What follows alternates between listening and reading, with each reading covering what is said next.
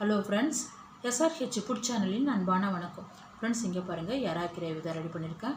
ரொம்பவே நல்லாயிருக்கும் ஃப்ரெண்ட்ஸ். பூரி, சப்பாத்தி, சாதத்துக்கும் தொட்டு சாப்பிட்லாம், சைட் டிஷ்ஷாகவும் வச்சு சாப்பிட்லாம். ரொம்பவே நல்லாயிருக்கும் ஃப்ரெண்ட்ஸ். வாங்க ஃப்ரெண்ட்ஸ், வீடியோக்குள்ளே போகலாம். இங்கே பாருங்கள், எறா கிரேவிக்கு ஏற்கனவே 2 டீஸ்பூன் சேர்த்துட்டேன். பெருஞ்சீரகம், சோம்பு 3 டீஸ்பூன், ஜீரகம் 1, மிளகு 1 டீஸ்பூன். இங்கே பாருங்கள், 3 ஏலக்காய் அப்படியே பொடிச்சிடலாம் ஃப்ரெண்ட்ஸ். இங்கே பாருங்கள், பொடிச்சிருக்கேன். நம்ம வீட்டு குழம்பு மிளகாத்தூள்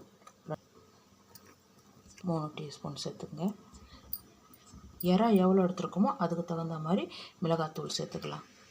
இங்கே பாருங்கள், நல்லா அரைச்சிருக்கேன். பாத்திரத்தில் மாற்றிடலாம். இங்கே பாருங்கள், பாத்திரத்துக்கு மாற்றிட்டேன்.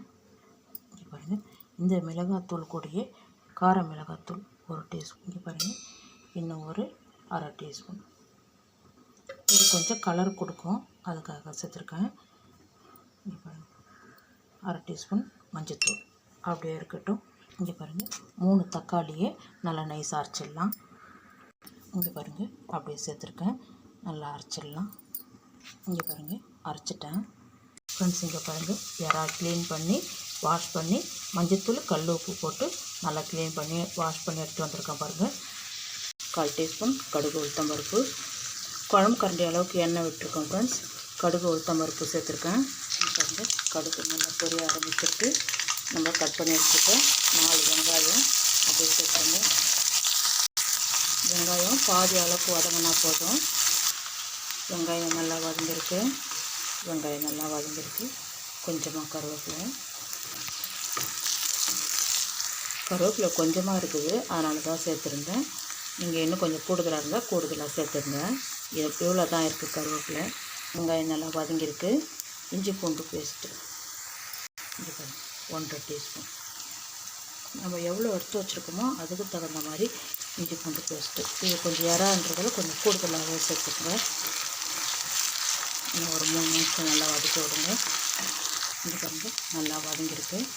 நம்ம எடுத்து வச்சுருக்க பொடியெல்லாம் அப்படியே சேர்த்துருங்க. மிதமான அனலில் வைங்க. மசாலா சேர்த்த உடனே தீயை குறைச்சிடுங்க. மிளகாத்தூளெல்லாம் சேர்த்துருக்கோம். ஒரு 2 நிமிஷம் நல்லா வதக்கி விடுங்க. இங்கே பாருங்கள், நல்லா வதங்கியிருக்கு. இப்போது நம்ம அரைச்சிருக்கிற தக்காளி விழுதையும் அப்படியே சேர்த்துருங்க. இதுவும் சேர்த்து ஒரு 3 நிமிஷம் நல்லா வதக்கி விடுங்க. இங்கே பாருங்கள், நல்லா வதங்கியிருக்கு. இங்கே பாருங்கள், ஒரு 100 கிராம் தயிர் அப்படியே சேர்த்து இதுவும் ஒரு 2 நிமிஷம் நல்லா வதக்கி விடுங்க.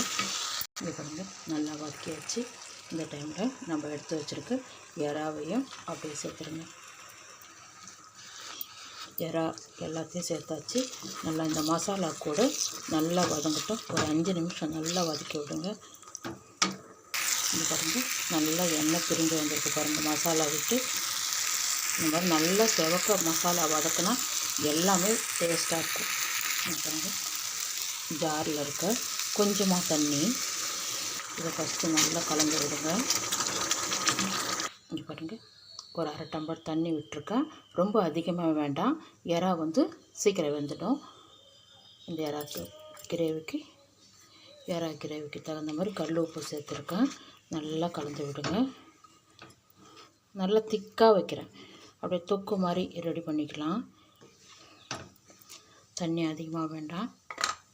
இது பாருங்கள், உப்பு இருக்கான்னு செக் பண்ணிக்கோங்க. அப்படியே மூடி வைங்க. 10 நிமிஷத்தில் ரெடி ஆகிடும். தீ வேகமாக வைக்காதீங்க, சிம்மில் வச்சுடுங்க. ஏன்னா தண்ணி கம்மியாக தான் வச்சுருக்கோம். ஃப்ரெண்ட்ஸ், இங்கே பாருங்கள், எறா கிரேவி ரெடி ஆகிடுது. தேங்காய் சாந்தெல்லாம் இல்லாமலே சூப்பராக இருக்கும் ஃப்ரெண்ட்ஸ். இது சின்ன எறா, அதனால தான். இங்கே பாருங்கள், மல்லி இலை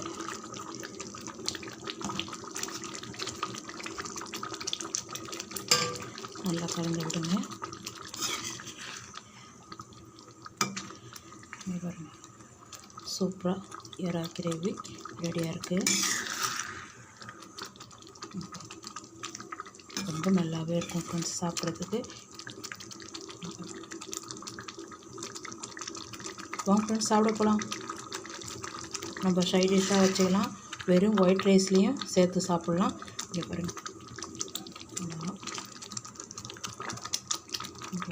ஃப்ரெண்ட்ஸ் இங்கே பாருங்கள், எறா கிரேவி தான் ரெடி பண்ணியிருக்கேன்.